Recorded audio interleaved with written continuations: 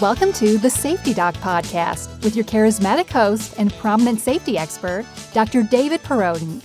Be entertained and informed as the Safety Doc discusses both best and bizarre practices in safety preparation and crisis response.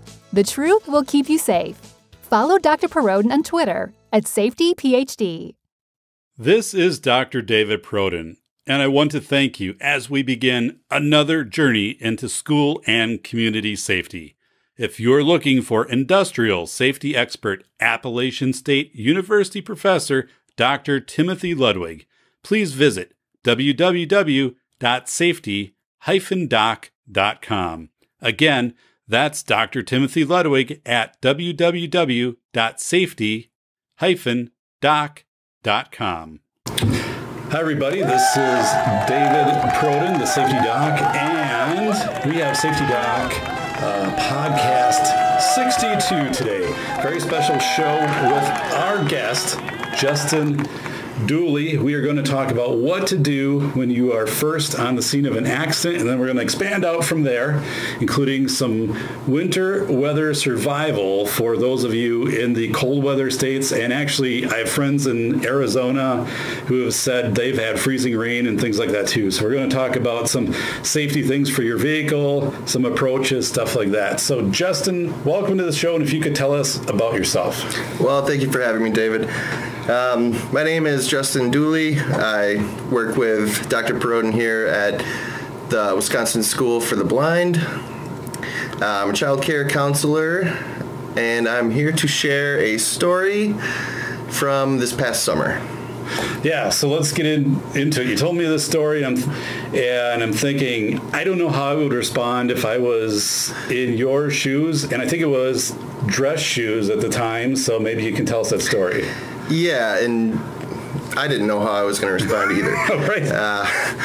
My wife and I were actually on our way to a wedding out of town. A friend of ours was driving us. We were on the interstate, and we noticed there was a man laying in the road, and his motorcycle was there too. We saw blood. There was no emergency vehicles around. Okay. So we're driving by, 70 miles an hour, and have that little internal dialogue. Do we pull over? Do we not pull over? None of us know what to do. I guess I was feeling brave that day. Okay. Or willing to help. So we pulled over, probably 50 yards past the actual accident. So I got out, felt like a long jog over there. By the time I did get there, there were other vehicles starting to pull over. There was a pickup truck with a couple gentlemen, and another lady had stopped. And basically, I just wanted to find out what had been done so far. Did anyone call 911? Okay. What the situation was. The gentleman was lucid. He was awake, very badly injured. Yikes. Kind of gory. And so 911 was called by the lady who was there. And basically, one of the other gentlemen just said, we need to get this bike out of the road. We didn't know if it was leaking gas or anything like that. So myself and one of the gentlemen got the bike off the road, and the other guy went down the interstate a ways, and he's waving traffic, get in the other lane. Okay. So we stayed there for a little while. So what time of day is this? This is evening, 3-4 o'clock. Okay. Around there. Still light out. Luckily, yeah. It'd be a different story otherwise, I think. And you were headed to a wedding, right? Yes. Okay, so what were you wearing? I had my dress clothes on, okay. And really, the only thing the guy really wanted was a towel. And all right. I would have given him the shirt off my back if I didn't have to go to a wedding. Right. And even that was another internal dialogue. Right. And I'm just trying to decide, what do I do here? I did keep my clothes. He was okay. And I ended up just kind of hanging out. We were on an overpass, and we watched the ambulance come up. And at that point, we were kind of late, so situation was under control, and I just kind of moseyed on, and we went to the wedding. So did anybody render, first aid, like check him over and, put pressure on anything, or was it kind of like people came up to him very cautiously, kind of had some discussion, see what he would respond back? I mean, how was that? I think all the guys that were there were very cautious. Okay. It was the lady who ran right over to him, got down, and wow. Yeah, and it was there was a lot of blood in the road, so I didn't know how safe it was to be dealing with that. Don't have any gloves or masks or anything. Right. Which oddly you think about. Yeah. I talked to a guy who arrived at the scene of an accident, and the driver was unconscious, and the vehicle started on fire, and he was pulling this guy out. And as he's pulling this guy out, the guy regains consciousness, and he is somehow thinking, this guy caused this accident. He's trying to hijack my vehicle. The guy who's trying to help him, rescue him. So he gets real combative with this guy. Right. And he's like, you're not taking me out of my car. And he's like, you've been in an accident. Like, I've got to get you out of here. Your car's on fire. And he kind of dragged him kicking and screaming out of this vehicle. And thankfully, I guess other people were around, and some people videotaped it with their phones. So tell me about this whole dilemma as you're driving. Now, again, you were the first one there? It was all kind of at the same time. I think if we hadn't driven so far past the actual accident, yeah, I would have been for sure the first person there. But our friend who was driving, I don't think she would generally pull over. I don't know that I would either. This was just kind of a strange situation where I felt like, we better do something here, or at least try to. We all kind of got there at the same time, and somebody must have started dialing 911 while they were still in their vehicle. Okay. It sounds almost callous, and I'm not saying this about you, but I mean just anybody with an accident, because do you stop or do you not stop? And I've heard of people stopping on interstates, and they step out of their car, and 3 feet later they're hit by somebody and killed. Sure. Yeah, do you stop? Do you not stop? And then this whole thing of like, is there leaking gasoline? Are there other parties involved in this? What risk am I putting myself at? What is this biker? What does he say to you? What are some of the things that he's saying? And I guess, what are you pulling out of that? Like, okay, he knows what he's talking about, or like he's saying stuff I'm not figuring out what this there's maybe cognitively whacked his head against the pavement. What's going on here? Yeah, and there's definitely a head injury. Okay. A lot of stuff going on with the face. I won't get into details, but he was talking. I specifically remember him. He was laying on his back, and like I said, the sun was still out.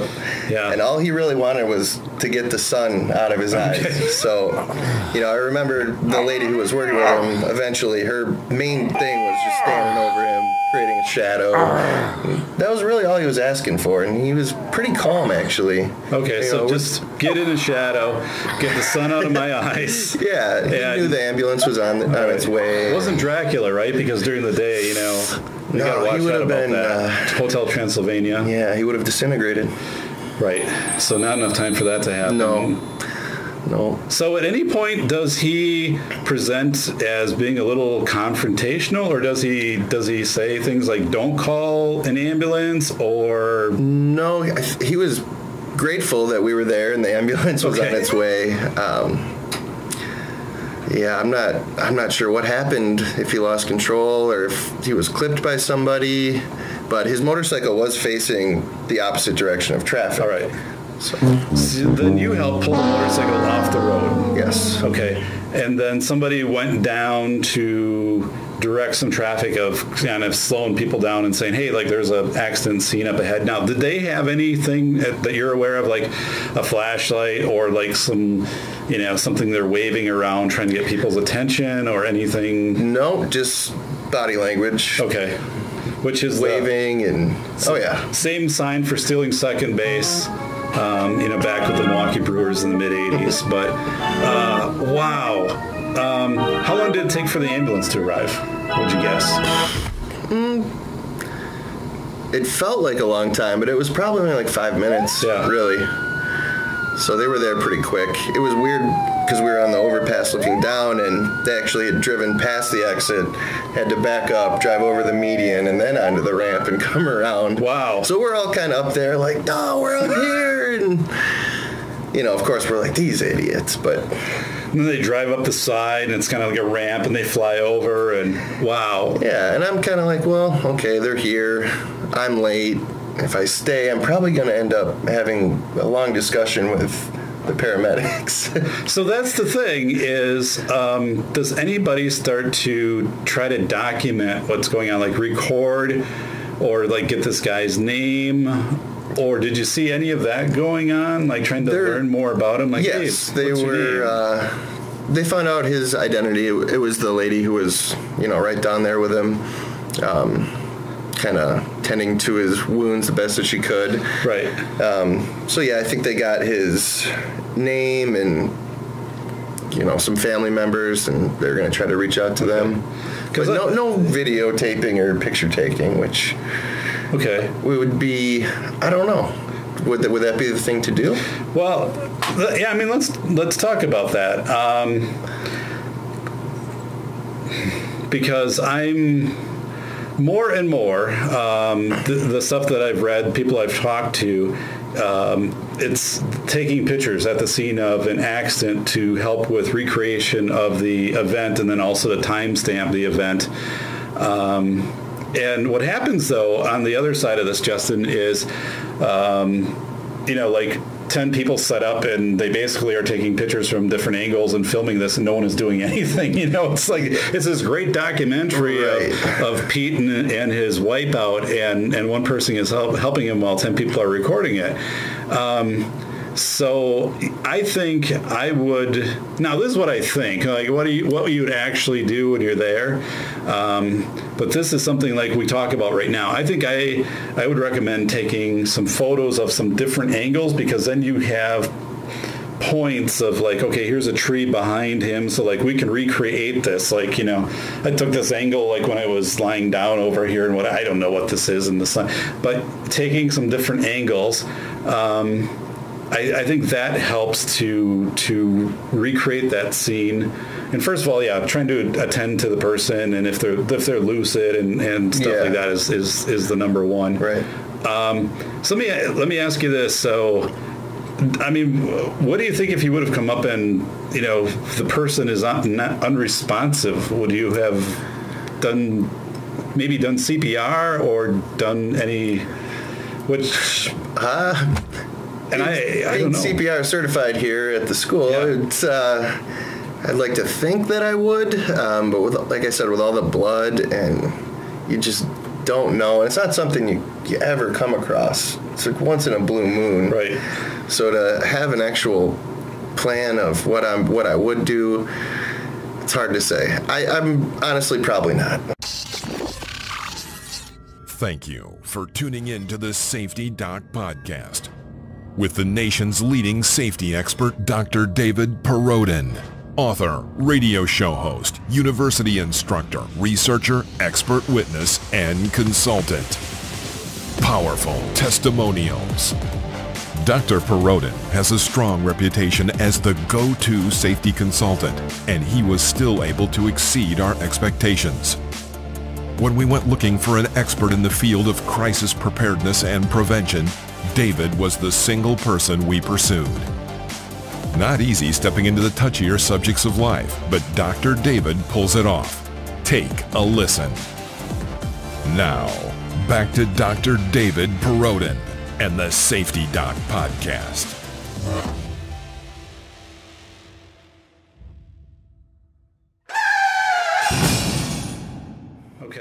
Okay. I don't know what I would do in that circumstance either, because I'm not sure what I would contribute to if there were internal wounds. I always remember the ABC airway breathing chest compression. So I guess if I was to spring into action, I would probably do that. So let me ask this question then.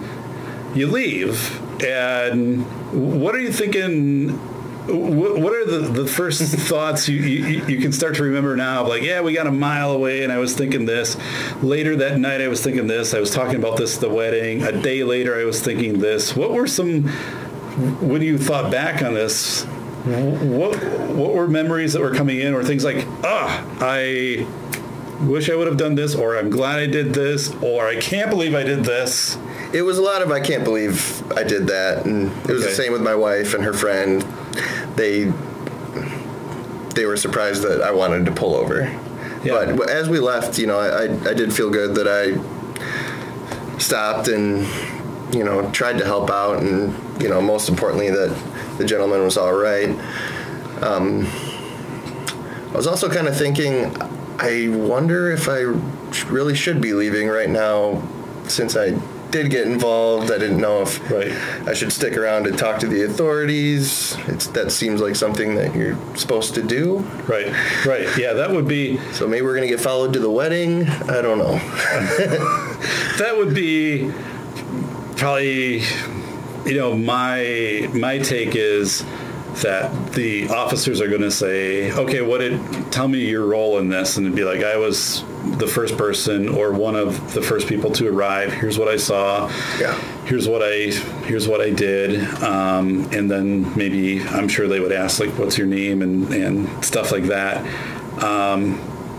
Tell me about when you told this story to people at the wedding. This is where I kind of get into this chat forum discussion, because a lot of times there'll be articles like I'll read online, maybe something about this, and then you'll see like 100 responses, and they'll be all over the board. What was the response of some people you've shared this with? Well, to be honest with you, when we got to the wedding, I wasn't gonna announce to everybody that I made this brave gesture. I left that to my wife, and it's kind of like, come on. Right. We don't need to brag. No. A lot of people haven't come across that situation, and most people said, no way, I would never pull over for that, just keep going. So that was the general consensus. So keep going. So when you say keep going, do you think you would have kept going like another mile, another 2 miles, or marked kind of where you were at, and then pulled over and notified the authorities from that point, I don't know, or some cars have the Garmin or something, and say, hey, I just passed an accident scene, and it's about a mile back of where I'm at, I'd like to think that that's what people would do, and that's what I would do. You just see somebody laying in the road. I mean, if it was dark out, nobody's seeing that. That's going to be another accident. Right. In all honesty, probably a death. Right. You just don't want to read in the paper the next day that the accident you drove by, well, the guy could have lived, is what I'm saying. Yeah. It's tough because you have your own personal safety to evaluate in this situation. And I think, again, most of us listening are probably thinking we would stop. But again, if you're the first person stopping, what are you doing? And then if other people stop, are you kind of directing them, or you ask them, like, do you have experience and whatever to render aid? And then what happens, because you don't know if this person is going to be combative, and how do you protect yourself?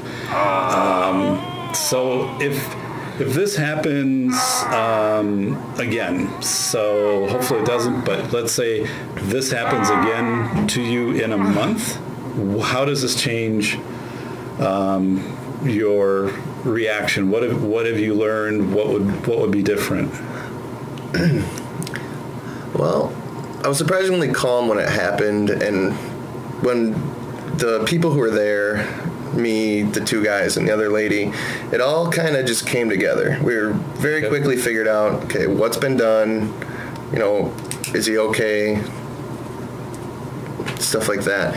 So if it were to happen again in a month, I would approach it the same way. If I was the first one, I would go up. I would probably just call 911 immediately on my way over there, rather than, wait and see. And then, I would check on the guy if he was lucid and safe and all that and out of the way of danger. I guess I would document, because we moved the motorcycle before anybody took any pictures, right, which could affect something later. Right. And then could you like position your car with the flashers on to maybe like protect this guy a little bit or something like that? Well, at 70 miles an hour though, I mean, it's a maneuver. Yeah. It is, yeah. But yeah, ideally that would be the plan. Well, so I'm thinking, if you're dialing 911 and you pull over and say, this is what I see in front of me right now, and you're reporting, and then 911 takes the location, and then I think probably the next question would be to 911, what do you want me to do? Right. In this situation, what do you want me to do? And then they could walk you through that. Like, can you go up or can you yell out your window? Is he responsive, or is it safe to get out of the vehicle? Or they might say things like you totally don't think about, like put your flashers on, and if come up and then come back and we'll stay on the line, or walk up there with your phone and try to is he responsive? Does he know his name? What do you see around you? Are there other vehicles and things like that? So I'm guessing that's where 911 would probably come in. But yeah, I'm thinking the more we talk about this is I would probably pull over, make the call, and the Garmin, and in the cars now have those buttons you can press through, the emergency buttons, and it triangulates like right to the vehicle, so it gives the location. Right. And then I would probably say, like, what do you want me to do? Like, we'll patch you through and whatever, because who knows? I don't know. Maybe they'll say, stay right there, put your flashers on, and we're going to be there. If you can stay there, and someone's going to ask you some questions about what you saw or anything like that, or is the person like in imminent danger, like lying in the middle of the road and traffic's going, maybe they'll say try to pull them.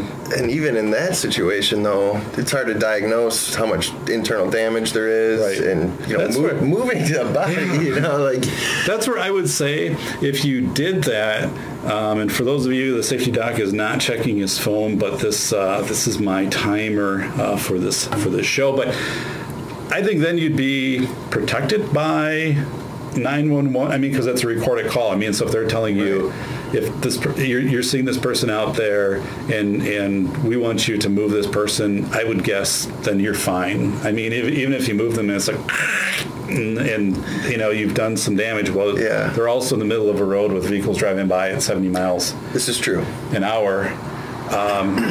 So wow. This is.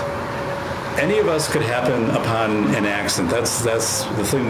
When Justin was telling me about the story, is any of us, we crest a hill, we're coming home somewhere at night, and we just noticed a path that goes off of the roadway, and then all of a sudden, there's a vehicle down there, and what do? So right now, I'm going to shift us out of this a little bit. Okay. So we have, ironically, we have a winter weather warning as we record this.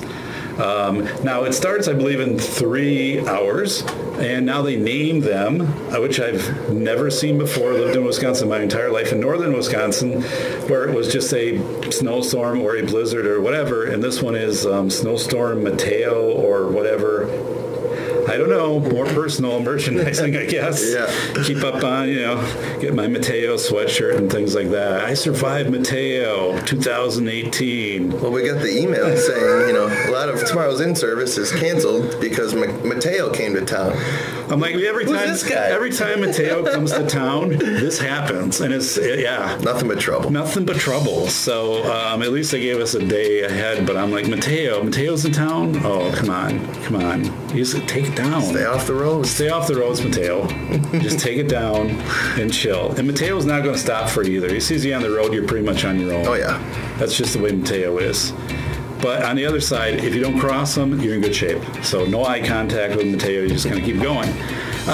So anyway, we were talking about what are important things to keep in a vehicle that we personally judge important. And I brought some items with me, and I created a list, and we're going to kind of come up with our 5 items. We might have some duplicates, and then, I guess, come to a consensus on what we think is the better composition of items. So I guess I'm going to have you start out with what are you keeping in your vehicle for incidents of coming upon an accident or to stay safe if you're stranded or whatever. Thank you for tuning in to the Safety Doc Podcast with the nation's leading safety expert, Dr. David Perrodin, author, radio show host, university instructor, researcher, expert witness, and consultant. Powerful testimonials. Dr. Perrodin has a strong reputation as the go-to safety consultant, and he was still able to exceed our expectations. When we went looking for an expert in the field of crisis preparedness and prevention, David was the single person we pursued. Not easy stepping into the touchier subjects of life, but Dr. David pulls it off. Take a listen. Now, back to Dr. David Perrodin and the Safety Doc Podcast.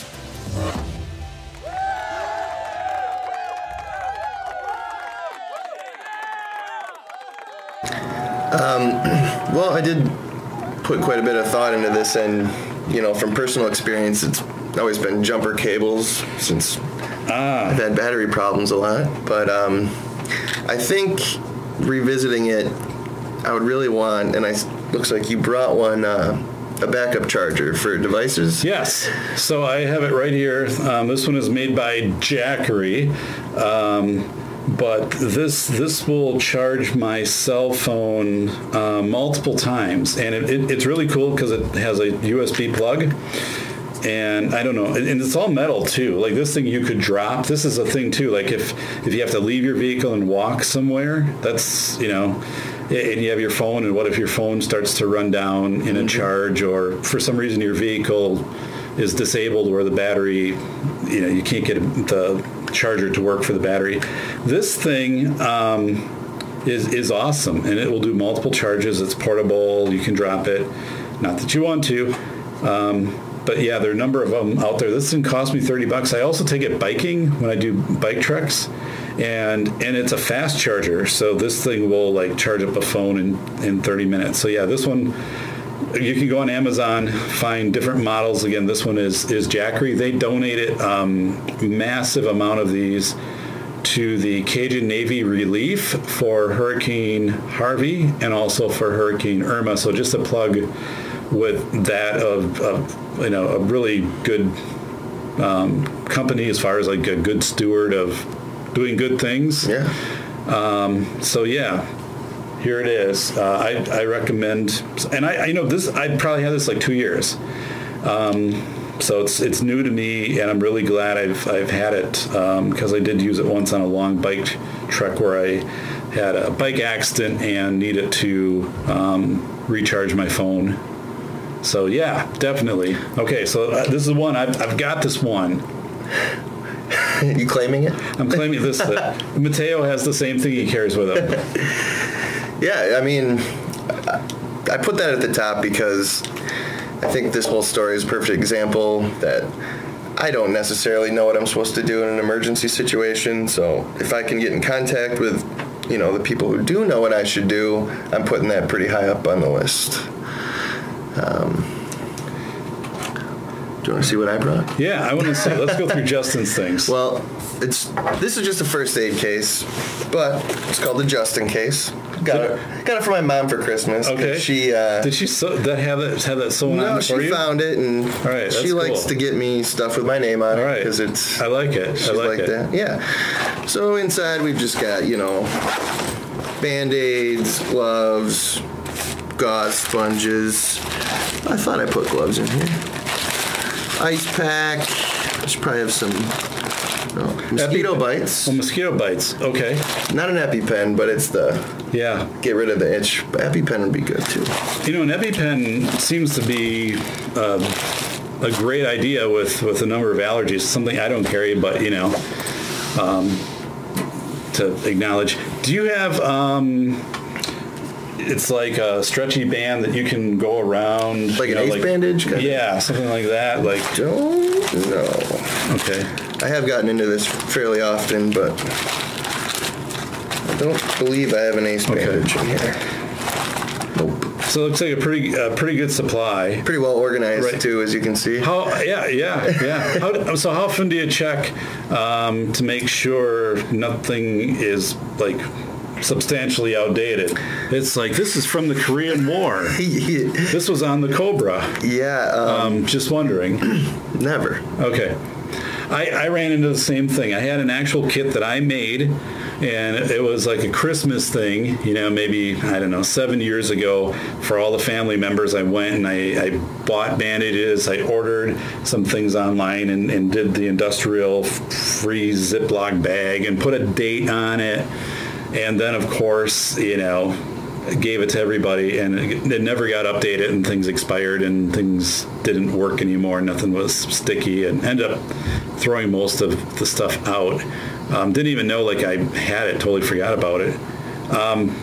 Yeah. So you've got that. I'm gonna pull out one of my newest arrivals here. This is. Should I stand back?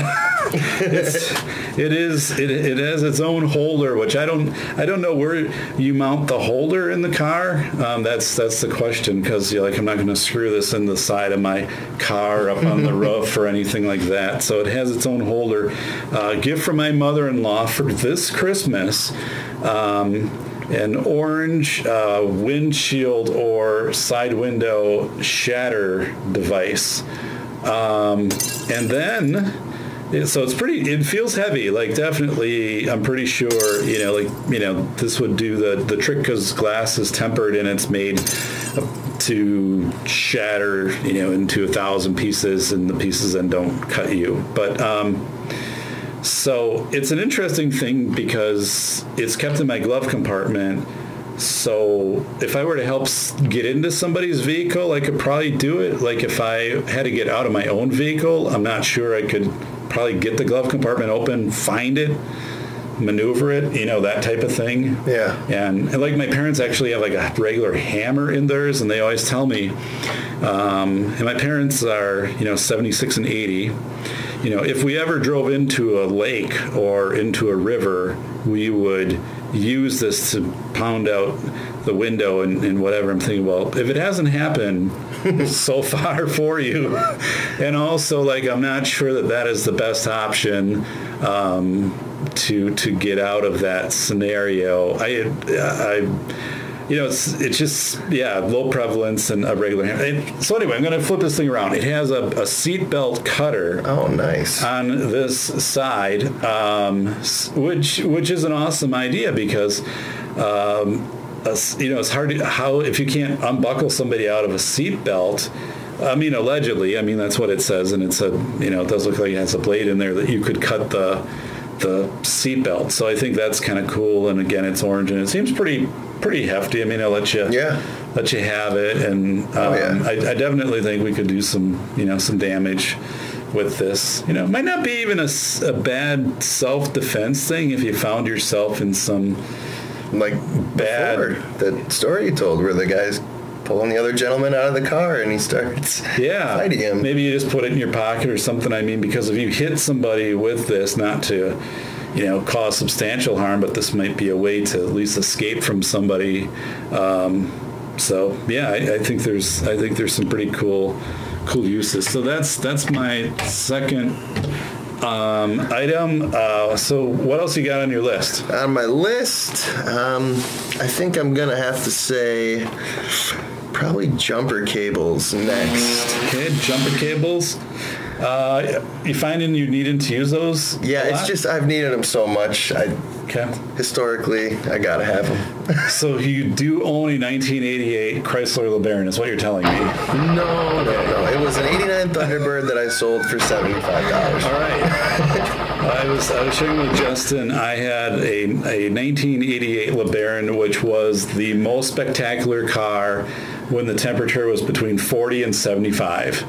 And if it was below 40, it probably wasn't going to start. And if it was above 75, it would overwhelm the air conditioner. But in that small temperate zone in Wisconsin of about 50 days, between that 40 and 75, it was an awesome vehicle. And yeah, I had jumper cables. I mean, they were standard, and I had the long jumper cables so someone could pull up and... That's good. And I often had the short ones, okay. And no matter how close you got... yeah, happening. And then you like dock and Back to the Future, waiting for that lightning bolt. So turn it. I also had an engine block heater, which seemed to be completely ineffective versus just running up my electric bill. But jumper cables, okay, something I don't have. What else you got? I had a headlamp. Like a flashlight, but a headband. Right. Because then, I had flashlight, and that's a better option because if I'm dealing with flashlight and you're trying to, first of all, change a tire or maneuver anything, you got to position it and mount up a little pound of dirt around it so it's aimed like in the right direction or whatever. And especially if it's raining, that's not working. So you're totally mobile with your headlamp. And you can go, and people are seeing you also, so you're visible. I like it. And people are more likely to stop for, like, people who work in mines. That guy's a miner. He's cool. He knows what's going on down in the mines. It's closer to the center of the earth. That's where Mateo is. But, okay, that makes sense. I missed that one. Bad. Okay, what else? I do have a high visibility vest on here. Awesome. I like it. Don't know if it's a must-have, but the story we're dealing with today, or my story with the motorcycle, if it was nighttime and that gentleman was trying to move traffic without any lights or anything, that would be a start. So I have a high visibility vest. I don't wear it, or I don't have it in a vehicle, but I do. Yours is homemade, right? Well, there's a story behind it. Our church was doing their people would donate things, and then they sell them to try to generate money for the church, bazaar or whatever you call it.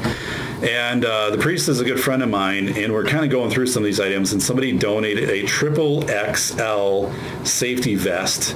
So this massive safety vest, and it has the reflective stuff on it. And I mentioned, I'm like, when I run at night, like I should have a safety vest, but I put this thing on, and it's just ridiculously way too big, and it says no. But he's like, take it. Like, you just take it. And so I showed it to my wife, and I said, is there anything you can do on this? And actually, one of the things, because it's Wisconsin, and I run in winter, and I put a wool coat on, to have a larger vest really wasn't that bad of an idea. So she took it and she sewed the sides in like a few inches to bring this thing in, and actually it worked. And it was from a company, so it was like an industrial safety vest, which also makes me wonder why this one company donated one used safety vest versus someone who worked there who just had it at home and never returned it, and the company's since out of business. So it has the company logo on the back, so when I'm running, I'm doing this. I had a neighbor, though, Justin, get this, I had a neighbor who was a doctor, and he moved a few years ago. He and his wife were like fitness fanatics, okay? this guy's running like all the time, and he ran like a ninja, like Beverly Hills Ninja. The guy was, and his wife, completely in non-reflective black. I mean, he probably, wow. I mean, it was like it was night ops, and the guy was doing some military exercise. And honestly, there'd be times like I pull in the driveway, I'd be like, I think I almost hit this guy. Like, where do you come out of, Spider-Man? Welcome, stranger. And somebody wrote a letter to the editor and pointed out how dangerous it was for he and his wife to be running around town in basically these bodysuits, which were complete black and like absorbed any type of light, like these military suits they got from Area 51 off of a spacecraft. I mean, and I'm thinking common sense. I'm like, dude, for anybody, okay, you're a doctor, so there should be some level of processing of safety there, but anybody with common sense running pitch black at night with no stars, no nothing, and you're not covert, you're not running like on the side of, he's like bravely running kind of like easily 8 feet out in the road. Oh, yeah. And I'm like, I'm just floored. I'm just blown up. So I'll never forget that. But karma did strike, because on right after Christmas several years ago, there was a wind advisory, and I decided to keep my garbage can in. He put his out with all of his wrapping paper, and it got tipped over, and the entire neighborhood was covered with wrapping paper. So he had to go out, and he's picking up all of this wrapping. It was during the day, so he didn't have his black, super suit on. Yeah, he had to put his white suit on so you couldn't see him during the day. But yeah, he's out there picking up all this stuff, and I'm like, and it was, it was so again overt, and they have it on the news, and nobody else on the block does this because they're obviously, you go outside and everything's blowing around, and he's like, yeah, this will weight down the garbage can, this 1/8 pound of paper that I've got. Yep. So there's tinsel in there. So yeah, I think it's a great idea though with the vest, because if I had a second vest and they're cheap, you can buy them. I think to put it in there, because you're right, the visibility when you come upon a scene and see somebody with a vest, or even like if I'm just going out to change a tire, I think to throw the vest on increases your visibility so much. I think it's a smart move. So yeah, instead of just running with it, I think that's a great idea. Maybe I'll take that one, put it in the vehicle, get myself one that's a little more hip that doesn't have some company logo on it. So yeah. I think I told you too, like when I run a couple times, like the police have pulled me over when I run, throw the spotlight on me and the vest shines, and then, hey, what you doing out here tonight? Running. I'm running. Part of the monkey wrench gang. Part of and it's never been uncomfortable, but it's I'm like, what else? I've got running shoes on. What else has to go with this? And then, where do you live? Like 2 blocks up and over. Never been there. Like, I don't know where it is. I'm like, dude, you got like 8 computers there. Like, here's the address. And then like they'll follow you home, and then they'll watch you go into like the house and stuff like that. And you're looking back, and then everything's fine. I'm like, dude, but yeah. So I don't know. The neon vest. But okay, what else? All right. I got a few things down here. I guess we'll go with a winter one. It's in my wife's car. I got her just a mini snow shovel. Okay. It's kind of, I think it extends out. Yeah. I'm not sure, but we get stuck sometimes right in the driveway and really just get that thing out and yeah. And dig yourself out of a ditch. All right. I like that. We have those. Never put them in the car, either car this winter. They're both hanging up in the garage. And, yeah, bad safety dock. Okay, what else?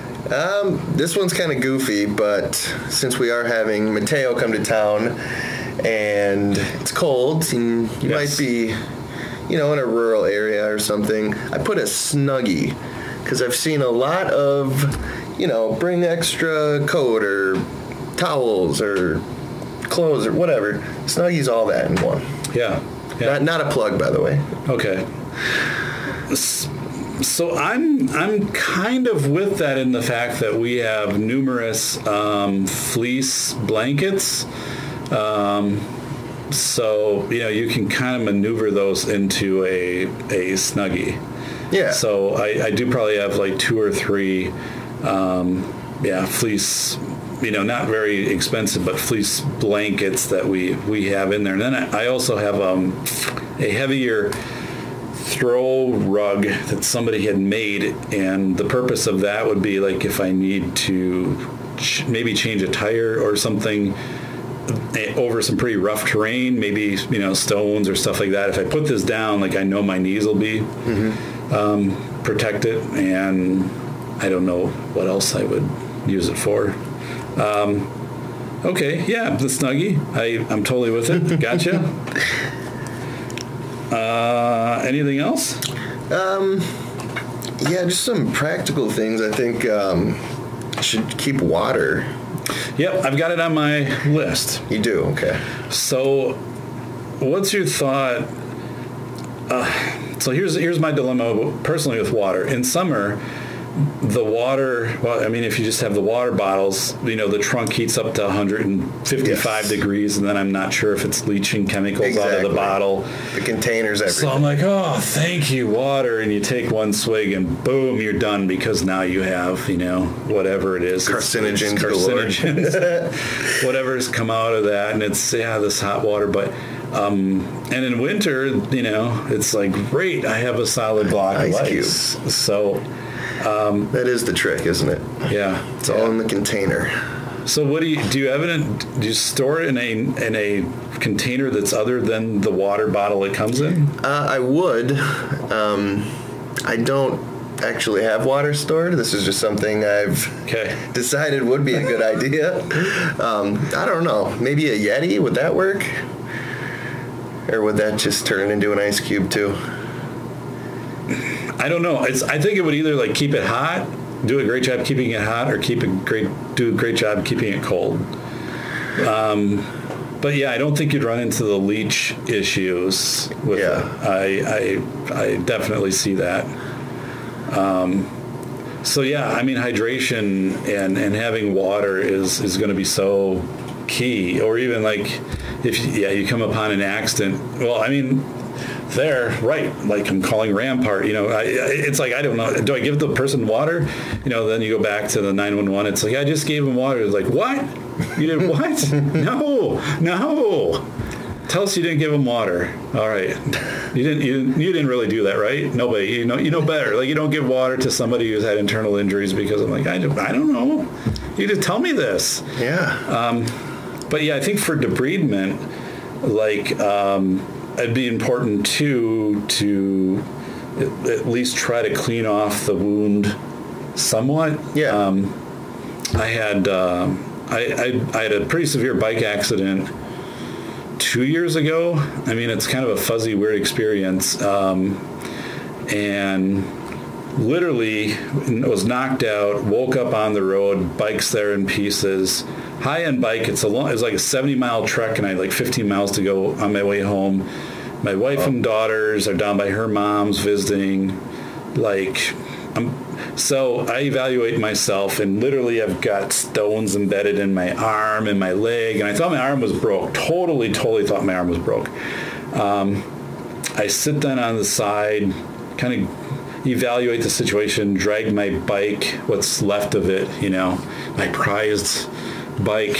It's like in, what is it, Christmas Story, the movie, like when the leg lamp falls. Sure, yeah. I'm looking at my bike like, oh no, missing a pedal. And not worried about the rocks in your arm. Dragging everything. And like once someone drove by me, and I remember in a Dodge Daytona, of all cars, which they don't make, but I'm like, you'd think a Dodge Daytona person would stop for you, but they kind of slowed down. It wasn't even like, hey, are you okay? Yeah. And then they just kept driving, and I was like, So yeah, I didn't have water. If I would have had water, well, I had Gatorade, and I wasn't going to debride with Gatorade because I thought I needed the hydration because I was losing a lot of blood. But I think if I would have had some water, it would have helped. And I talked about that ACE bandage. I didn't have anything to bandage my arm, and it was like bleeding profusely. And I usually don't do this, but I wore compression sleeves on my legs during that ride. And I took off one of the compression sleeves, and then I pulled it over my arm, and it worked well. I mean, it was still like dripping blood and all of that, but if I would have had that, and I went out and I bought it right afterwards, and I put it in my case, because I was like, I could have just gone around and, got the little clip on it, and boom, I would have been set. It would have been great. So yeah, all the stuff I had, like a half bag of beef jerky, Swedish fish, all of that stuff, nothing served me. So, what else? Well, that actually kind of reminds me of another story. I used to have a moped in high school. It was an old '83 Honda. Took forever to get going, but it probably topped out at 27, and it's a rainy day. I'm pulling up to the intersection over by Craig High School, actually. Yes. And, so I like to go really, really fast, slam on the brakes, and because I'm a cool high school kid on a moped, and it slides off from underneath me right into the intersection, and of course it's right before school, so there's traffic everywhere. I get up, I wave to the people, I'm okay. Person literally sticks their head out the window and says, "Get out of the way." So I was like, okay. I mean, I was fine, but come on. That's severe. Yeah, it was brutal. It wasn't a younger Mateo, was it? You don't have any photos? It might have been. He was edgy in his younger years. Yeah. Wow. That's So we all handle these situations differently. I'll talk a little bit about when I was going back, how really nobody helped me. I think they quickly either gave an acknowledgement of, well, you're okay, or I don't want to offer you a ride because you're going to ruin my vehicle. Yeah. And I'm not going to offer to call anyone, but anyway, anything else on your list? I have old-fashioned map, flares, and a baseball bat. But that's just for a baseball bat. Self-defense. Right. Or if you're ever passing, some game and there's 8 people and they're like, does anybody play third base? Anybody? We can shift. Outfield. Justin's like, hey, I've got a bat if someone's got a glove. Get over here. So my brother was in college, and his first year in the dorms, they were playing baseball years ago, and they hit a home run, and it went over the fence. I mean, just not just like guys playing baseball, not anything organized. And it smashed this guy driving by, smashed his windshield. While he's driving? Yeah. Wow. And so guy slams on the brakes, and my brother and his friends run over there to help and to honestly say we'll pay for this. Here, we'll take care. And the guy totally freaks out and takes off. He totally thinks these guys are running after him. Yeah, we meant to do that. and he's gone. And I remember my brother telling that story because they felt really bad. I mean, it was an accident, and they just wanted to make it right.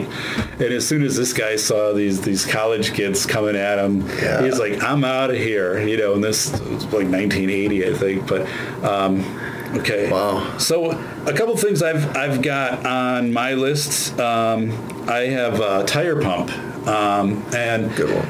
I bought a tire pump with a long nozzle or a hose on it, because the typical ones you just buy at Walmart, they give you the 18 inches of hose. So if you're perfectly lined up with where the nozzle is, it will work. But this one does have a longer, and it had good reviews on Amazon, and it's worked great, to be honest. So the times when, especially in Wisconsin, you can wake up and it's super cold and the tire pressure drops because the air condenses or just something weird happens. At least on my car, I've got that issue. So if the light comes on, boom, I can go in and do it. Or I suppose if I had a flat, I could maybe give myself a little bit of time to get to a quick trip or some place I could stop where then I could call a tow truck or whatever. But I also have, you talked about flares. Yeah. I don't go quite that elaborate, but I do order these, they're industrial snap lights, or basically glow sticks, but these are industrial kind. And I put these things out at Halloween in a tree out in front, and these things will glow for like 2 days. Wow. and they're really industrial. They come in a case, and I think this one expires in... this one expires 8 of 2022, so they've got a pretty long shelf life. But I do this because, I mean, once you shake it up, this thing will actually throw off a pretty fair amount of light. Like, I could take this at night, and I could hold this up, and I could navigate. I could walk with this for probably like 4 to 6 hours. It would be that bright, and it gradually gets darker, but it's nothing like the ones you would buy at Walmart. Right. So I put this in all of the cars, and then I also will do this with my daughters, like on trick-or-treating. I'll do like the orange one just so they're visible when they're out at night. And the cool thing is this is non-toxic. I say that because my parents, when my daughters go up and see my parents, they like go to the dollar store and they buy the $1 pack of glow sticks. And if you read the back of it, it's like, these are highly toxic. Like, if this opens up, do this and this and this. And one of our cats, we had a big cat, he got into this glow stick and basically was chewing on it. And it was, there we go, trying, the weather alerts are coming through here, so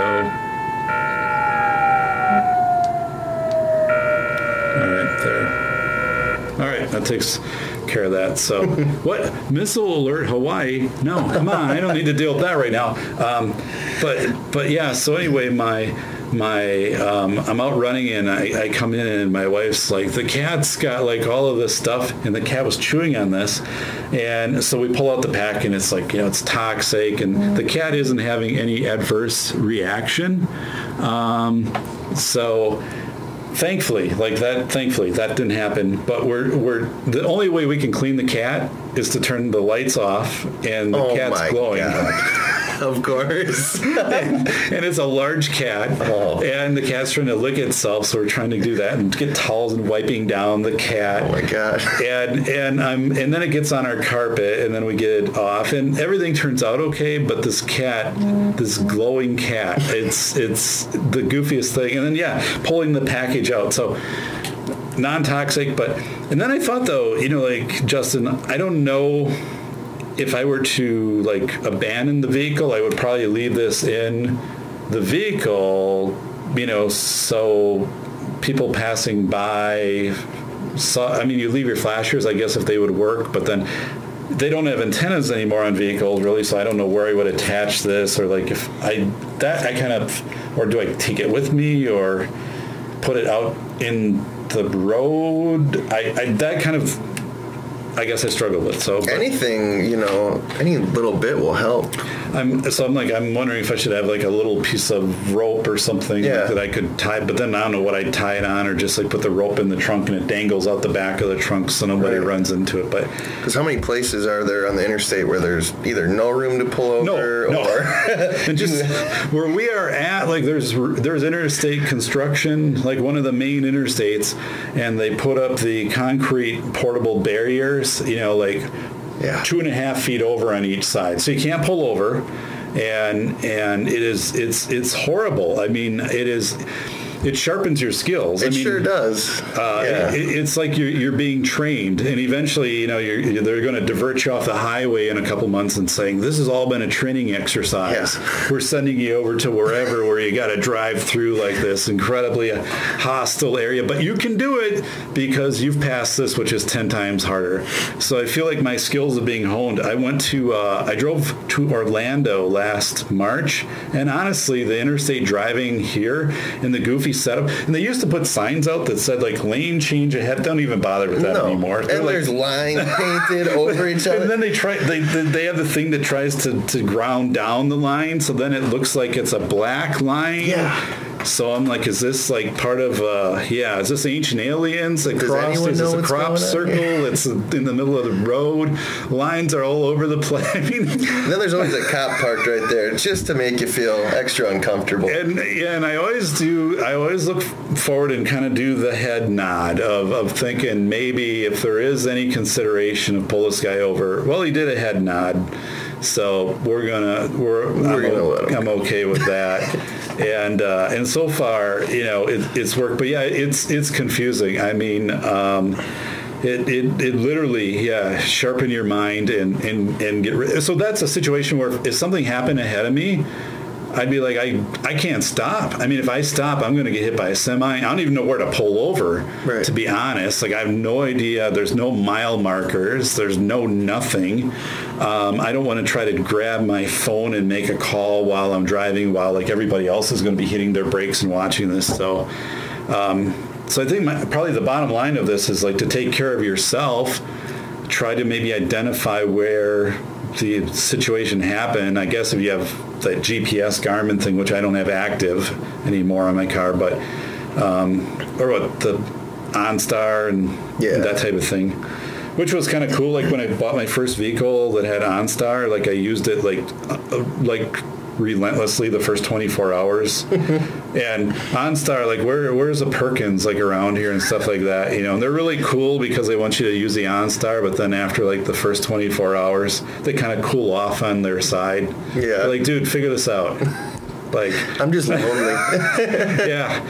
And then it had a little map thing on it that was, like 2 inches by 3 inches, and then it would come up so like you could literally navigate maybe the next block ahead of you before. So I had those things. I'm going to add a couple other things. The phone, blanket. Oh, a tow rope.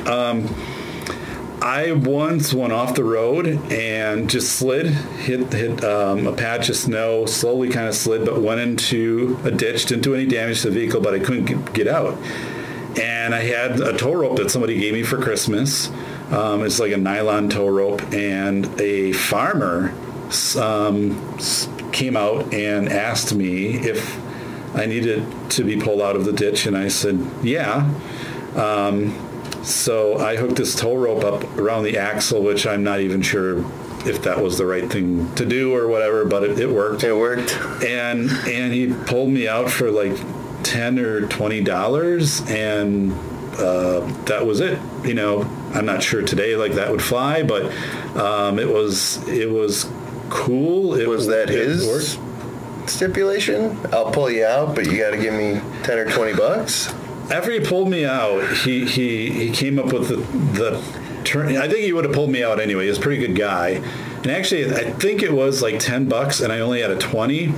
And then I gave him a 20, and then he's like, well, let me go back to the farmhouse and make change for him. Like, dude, like, you just saved me a couple $100 here, and like I'm kind of going to work. So and he's like, no, it won't. It's no big deal. Like, I'll be right back. So as soon as he left, like, I took off because I'm like, you deserve the $10. And yeah, like, he's getting into all of these things. He's like, do you take Bitcoin? I'm like, I don't know. I don't have the app on my phone and all this other stuff. What are you willing to trade me or something like that? Okay. I also had a whistle.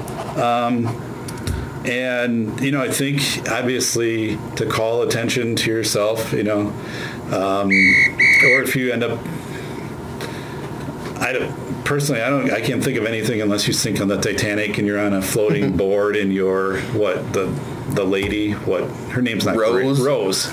And you grab the whistle, maybe there, it helps you. Yeah. But, I mean, I think I don't know. I've never used it. Probably never will. And then I had down here weatherproof matches, but I mean, why wouldn't you use a lighter versus trying to finagle matches and start a fire next to your car? When people are, is that Bear Grylls that just crashed his car like 5 blocks away from a Citgo and he's going to camp out there overnight? I mean, so this stuff's kind of ridiculous a little bit, unless you're probably pretty rural, I guess.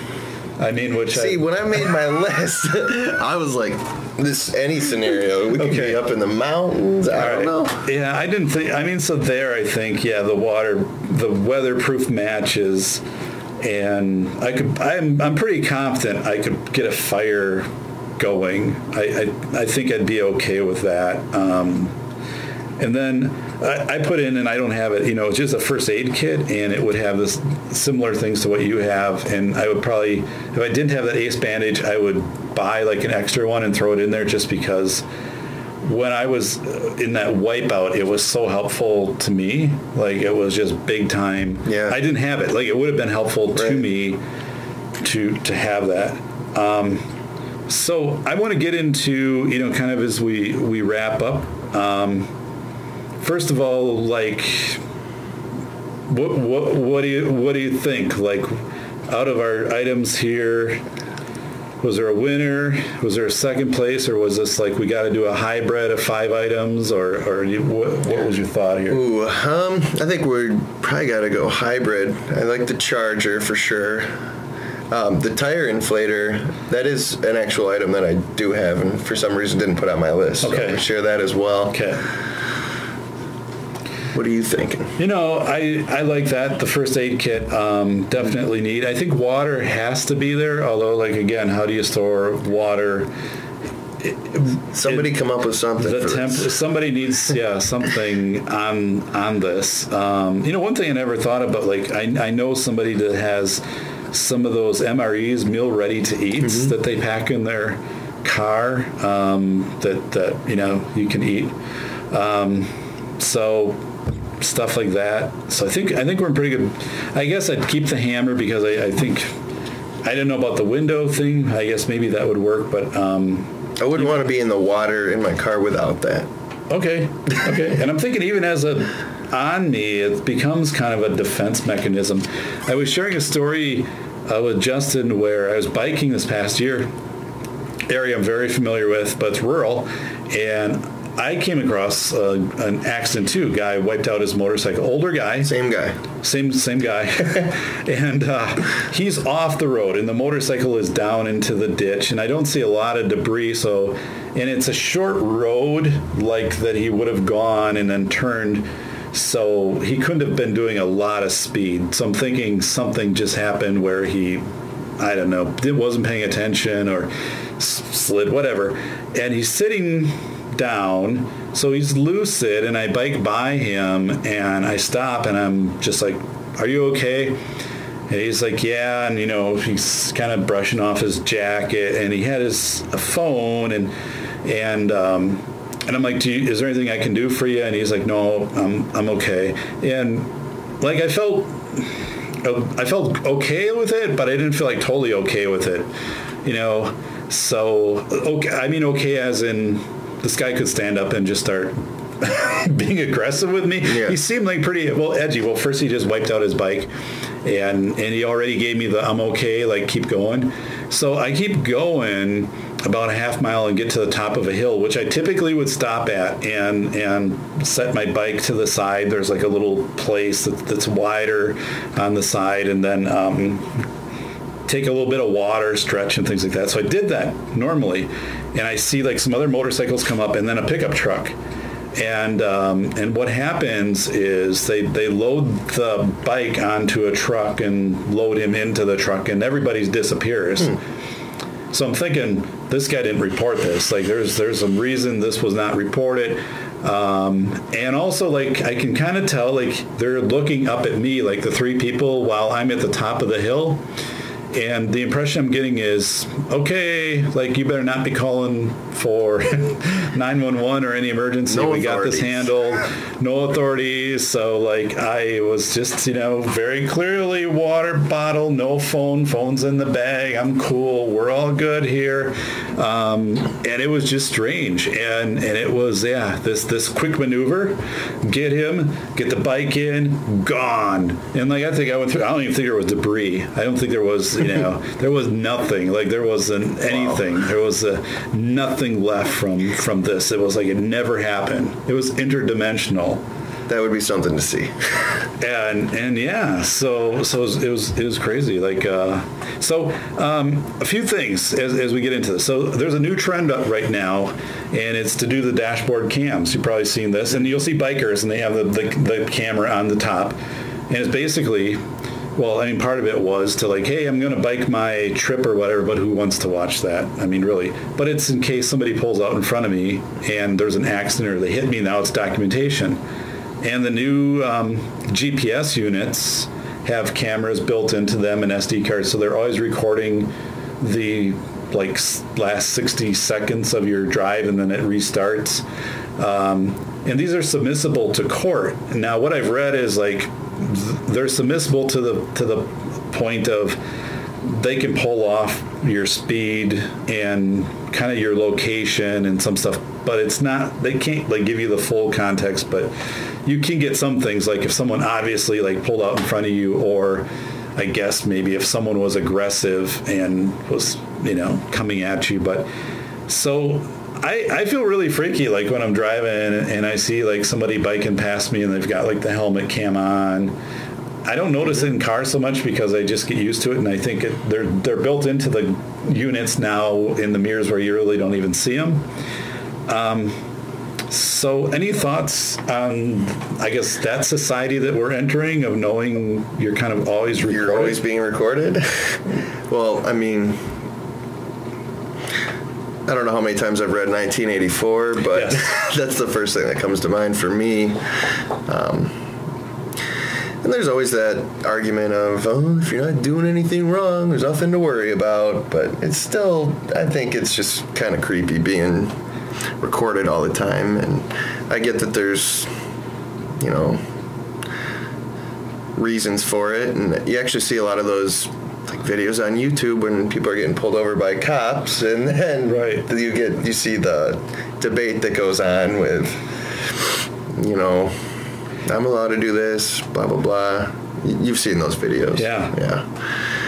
So I don't know. I have mixed feelings about those because like, I don't feel like I need to protect myself, but I guess, like, if I was in an accident and maybe I had something like that, maybe it helps me, or maybe on the other hand, it completely doesn't help me. Right. They're like, hey, like, you were doing this, and this documented this, and stuff like that. So one of the things we talked about earlier too is, I think it's good advice if you're in an accident to take photos of the scene, as long as it's safe. And take photos of your vehicle and kind of where it's positioned, and even the other vehicle. I mean, to the extent that people don't get crazy with you, like, why are you taking a picture? Mm-hmm. So you can have that context for the police and the insurance companies. And I tell people, like, to record it. And that's things I've read and have heard about, like, if you can actually do the video and say, today is whatever date and this is the time and all of that helps too. And you can, I think, even pull off the GPS coordinates off your device, or hit home or something like that. I don't know, but I think taking a lot of pictures, and if you can take pictures of other people's, like, driver's license instead of trying to write things down, or, like, their license plate especially, would be helpful. Like, the dude in a motorcycle, the moment you have the license plate, like, if they're like, what's the guy's license plate? Well, then they know, okay, this is who it's registered to. We have a name. Now we have contact information for family, things like that. And they can maybe say, okay, there's this medical condition. This is the hospital he needs to go to. I don't know. I think concussion symptoms are elusive. Even if, like, you're in an accident or somebody else is, there's something called the mini mental exam, and it's basically, you can do this yourself.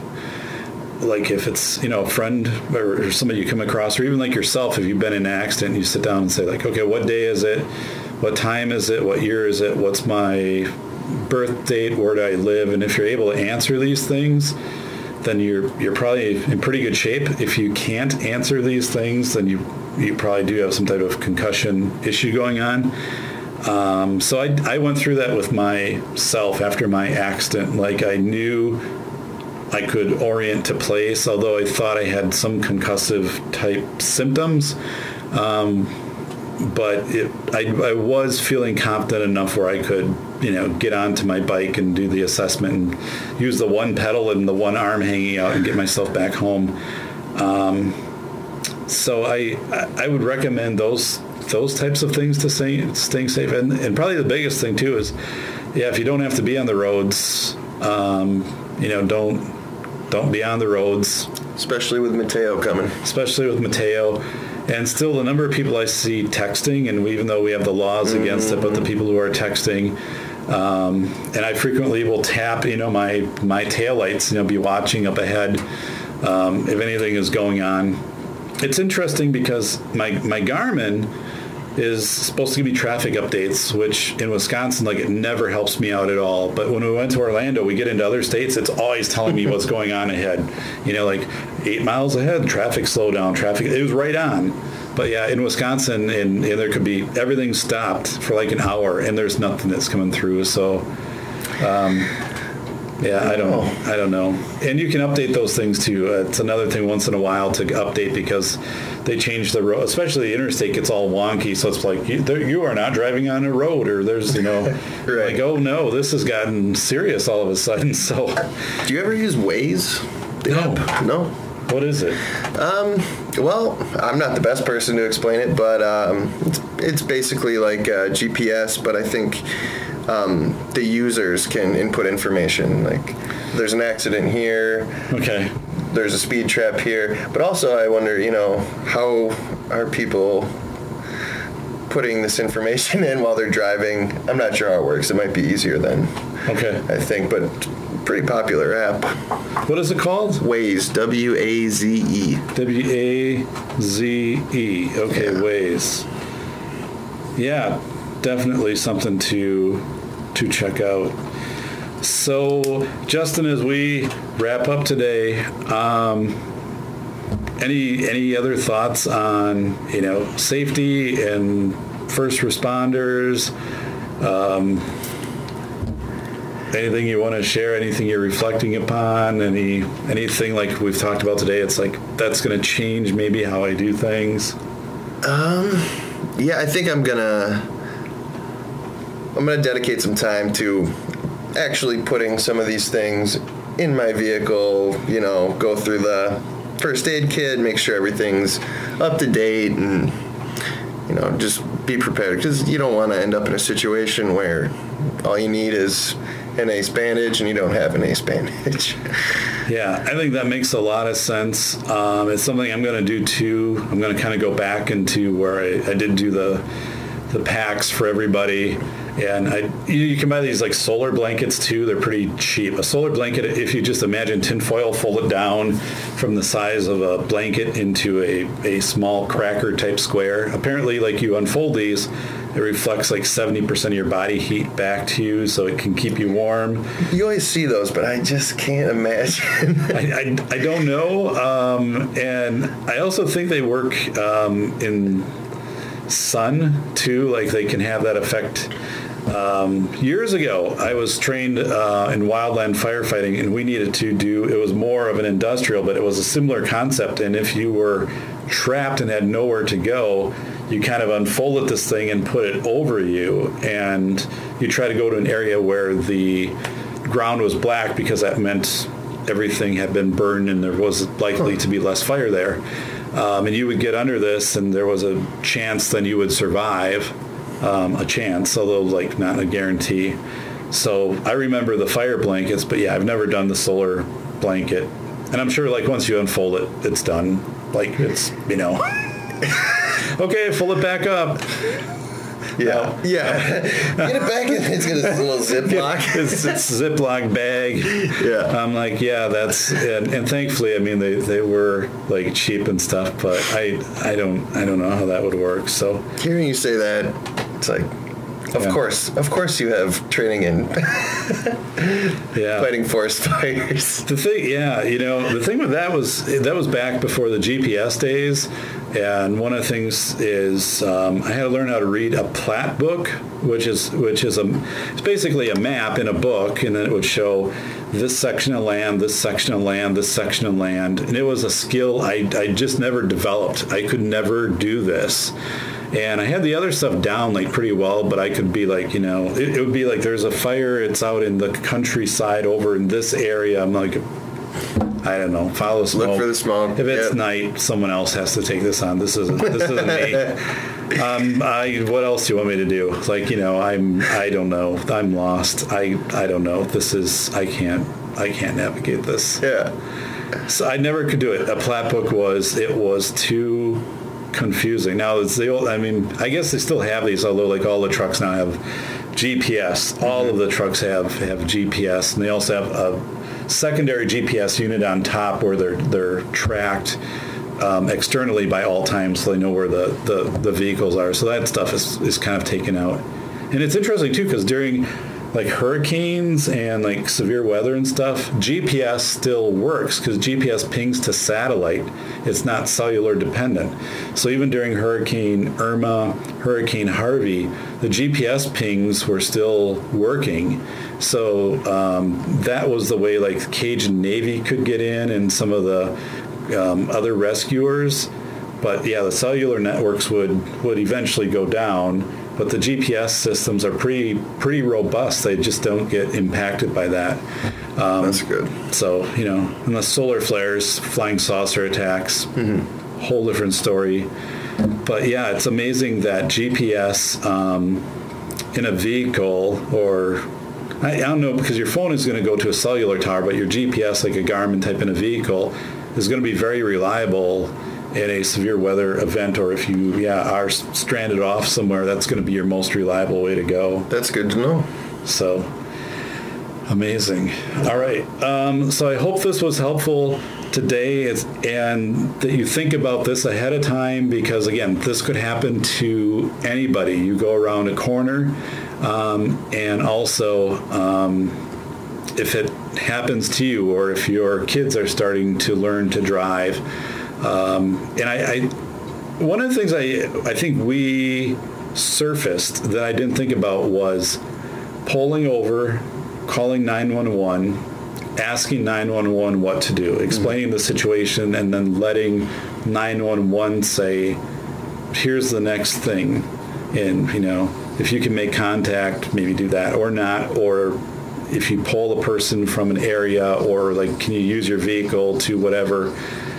I never thought about that before, but to me that makes sense because they have their contacts with so many other professionals, and then you are also doing something under the direction of somebody else. Takes care of the liability. And I think for and maybe there's something you're totally not thinking about. Like totally they're immediately pointing out something that you are missing because you're in the moment and stuff like that.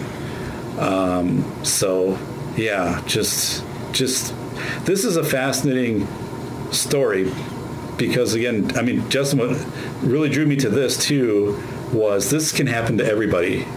Oh yeah. And anybody.